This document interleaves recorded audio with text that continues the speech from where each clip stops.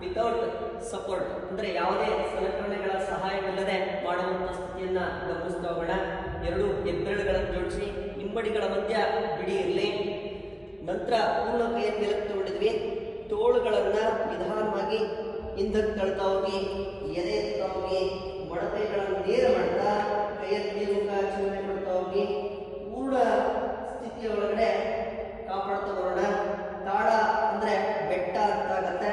ಬೆಟ್ಟ ಯಾವ ರೀತಿ ಸ್ಥಿರವಾಗಿರುತ್ತೋ ಅದೇ ರೀತಿ ಸ್ಥಿರತೆಯನ್ನ ಈ ಸ್ಥಿತಿ ಒಳಗಡೆ ಕಾಪಾಡಿಕೊಳ್ಳುವಂಥದ್ದು ಸಮಸ್ಥಿತಿ ಅಥವಾ ತಾಡಾಸನ ಸ್ಥಿತಿ.